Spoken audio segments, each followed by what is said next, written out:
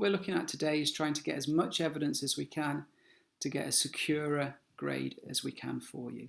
So today we're going to have a look at one of the longer answer questions, one of the harder questions on the foundation/higher paper. So we're going to look at isotopes.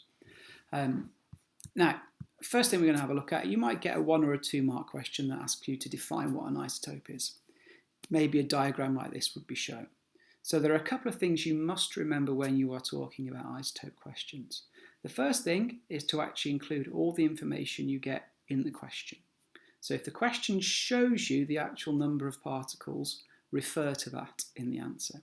The second thing is you must always mention the 3 subatomic particles. Now, if you look here, we have 3 isotopes of lithium. Now we know they are lithium because each isotope has 3 protons. And we know if an atom has 3 protons, that is going to be lithium. We can also see that because it has 3 protons, it has 3 electrons. There is one difference in those 3 isotopes though.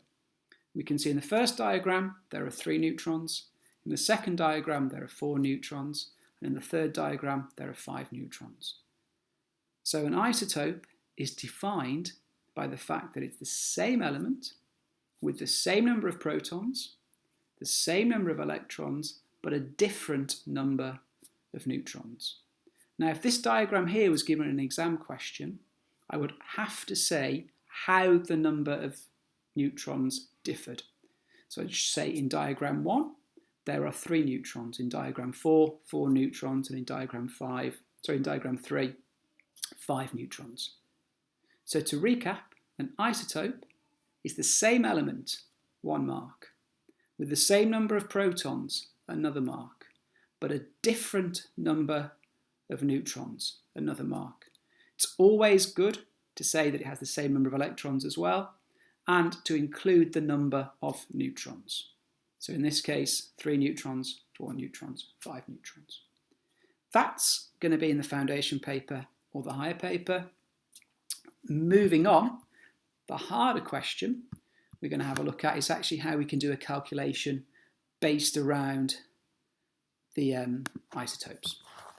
So you need to be able to work out the relative atomic mass of an isotope. Now we've got an example here of chlorine. Chlorine exists as 2 isotopes, chlorine 35 and chlorine 37. Now there are different proportions of those isotopes within the environment.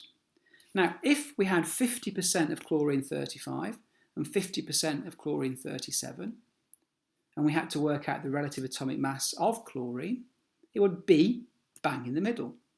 And the bang in the middle number, the average number between 35 and 37, would be 36. That isn't the case. There are different proportions of chlorine 35 and chlorine 37. So this means we need to mathematically calculate the average of the number of neutrons, which will give us the relative atomic mass for chlorine.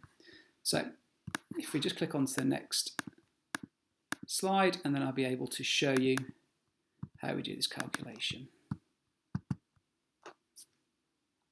Okay, so as you can see here, it's defined as a higher question. So the overall proportions of the 2 isotopes of chlorine, 75% of chlorine exists as chlorine 35, the lighter chlorine. 25% of chlorine exists as chlorine 37. We need to be able to calculate the relative atomic mass of chlorine. So, because we've got numbers for percentages, we can assume we're working with 100 atoms. So, we need to know the total mass of all of the atoms. So there are 2 things that will affect the mass: the number of the atoms and the mass of the atoms. We then divide that by the total number of atoms. So, starting off with the total mass of the atoms. First of all, we'll deal with chlorine 35. Now we know of those 100 atoms, 75 of them will be chlorine 35. So we do simple calculation of 75 times 35. And that will give us the mass of the chlorine atoms that are chlorine 35. We then do the same with chlorine 37. So of our 100 atoms, we know 25 of them will be chlorine 37. So 25 times by 37. We then make sure we work those out independently, which is why they're in brackets. We add them together.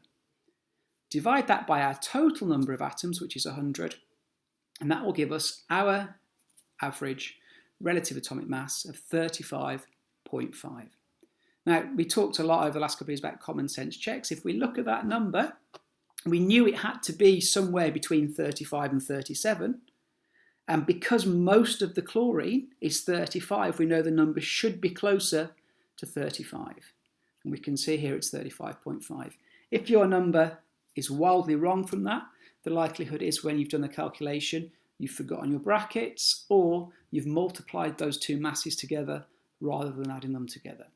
Now, that question there is the style of question I'm going to give you as an assignment, which is in a 6 marker, or I think it's a 4 or a 5 marker actually, that I want you to attempt and then submit back to me, so I'll be able to grade that and add that to your evidence bank for your GCSE grade.